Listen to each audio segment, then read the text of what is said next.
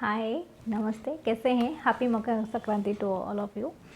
And किसको इनको भी लोहड़ी है, so happy Lohri, happy Pongal, happy Makar Sankranti to all of you जो भी इस वीडियो सुन रहे हैं और सबको, क्योंकि इस टाइम पे हमारे सबसे बड़ा त्यौहार होता है मकर संक्रांति। इसकी ख़ास बात ये है कि इस टाइम पे जो सूर्य की जो गति होती है, मतलब सूर्य की गति तो नहीं थी, सूर्य तो स्थिर होते हैं, एक्चुअली हमारी अर्थ घूमता है उनके चारों तरफ।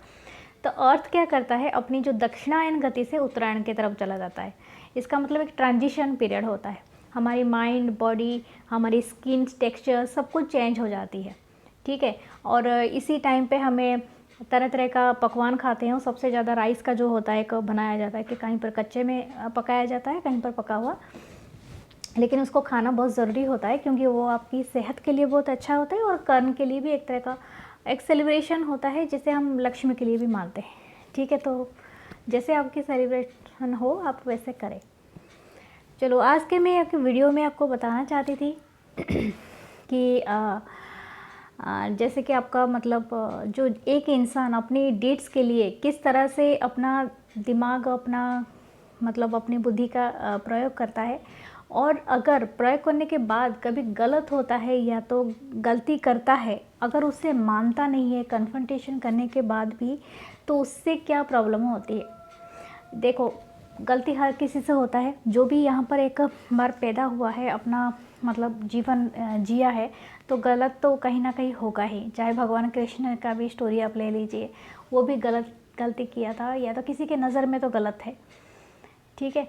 तो इसी वजह से आप जब भी कोई भी काम करते हैं और दूसरे लोग हमसे क्या एक्सपेक्टेशन रखते हैं, वो ज़्यादा ज़रूरी नहीं है कि वो उनके एक्सपेक्टेशन के साथ हम खरे उतरें। किंतु एक चीज़ हमारे कंट्रोल में होती है, दैट इज़ आवर बिहेवियर। और जो बिहेवियर का मतलब होता है जो काइंडनेस शो करना, ज़रूरत ना हो तो किसी को अपनी एरोगेंसी नहीं दिखाना। हाल ही फ़िलहाल में जब भी मतलब कभी भी मैं कोई भी लोगों से मिलती हूँ, आजकल लोगों के लाइफ में काफ़ी स्ट्रेस और काफ़ी दिमाग में चलता रहता है। बट इट्स नॉट नेसेसरी कि आप कोई भी किसी के साथ बात करोगे तो आप उनको अपनी एरोगेंसी शो करोगे। मैं ऑनलाइन की बात नहीं कर रही हूँ। ऑनलाइन तो यहाँ पर सभी इरिटेट कर देते हैं एक दूसरे को। यहाँ पर तो बिना मतलब के भी पार्टी दिखाना शो करते हैं, कोई किसी को बात करता है। मैं रियल लाइफ की बात कर रही हूँ। जब हम बाहर जाते हैं, कहीं पर मिलते हैं किसी लोगों से, तो मैं वही बात कर रही हूँ। तो जैसे कि मतलब एक अपनी गलती को मान लेना और उसमें सुधार लाना बहुत ज़रूरी हो जाती है। और स्पेशली अगर मैंने भी एक जगह में एक बुक में पढ़ा था कि दूसरे लोग आपसे बहुत ज़्यादा अपेक्षा नहीं रखते हैं, सिर्फ अपनी आपकी जो वाणी होती है या तो बिहेवियर होते हैं, बस उसी की अपेक्षा रखती है। बस अपनी हॉस्पिटैलिटी आप दिखाते हैं, बस वही दिखा दीजिए कि हाँ, कोई खड़ा है तो बैठने के लिए बता दीजिए, कोई किसी को पानी का एक गिलास दे दीजिए। That's a simple behaviour, simple kindness. ज़रूरी नहीं है कि आप किसी के लिए बहुत बड़ी मदद करें, बहुत ये करें। बहुत बड़ी मदद का अगर आपका मतलब कैपेसिटी है तो करें, अदरवाइज़ आप अपने परिस्थिति को लायबिलिटी में कन्वर्ट ना करें, यानी अपनी परिस्थिति को तकलीफ़ में ना डालें, ठीक है। फिर आपको खुद को भी फिर नेसेसिटी होगी कि आप किसी के हेल्प लें।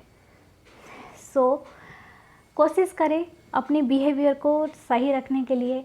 एटलीस्ट लोगों को वही लगता है, अगर उन्होंने कभी आपको काइंडनेस शो किया है तो डेफिनेटली आप भी उन्हें शो कीजिए, चाहे थ्रू द वर्ड्स हो, थ्रू द ये हो। नहीं है तो मतलब साफ इनकार करना सीखें, और या तो है तो हाँ करना सीखें। ये बहुत इंपॉर्टेंट बातें होती है, क्योंकि इससे आपको टेंशन नहीं होती और ना ही सामने वाले को। दुविधा में ना फंसे। अगर दुविधा है तो कोशिश करें कि अपने थॉट्स में क्लैरिटी लाने के लिए, और उससे कैसे आप निकल सके, इट्स वेरी नेसेसरी। जब भी एक बहुत बड़ी अच्छी कहानी है, मैं कोशिश करूँगी आपको सुनाने के लिए। ये कहानी ऐसे है कि जब महाभारत का युद्ध ख़त्म हो गया था, तो कृष्ण जी ने क्या किया था, गांधारी जी से मिलने के लिए गए थे। क्योंकि कृष्ण जी डायरेक्टली तो उन्होंने युद्ध में पार्टिसिपेट नहीं किया था, युद्ध में सारथी थे अर्जुन के, लेकिन इनडायरेक्टली उनके वजह से पूरा युद्ध का जो कांड हुआ था वो रचा गया था। महाभारत युद्ध में बहुत लोग मरे थे और स्पेशली सारे कौरव वंश पूरी तरह से ख़त्म हो चुके थे।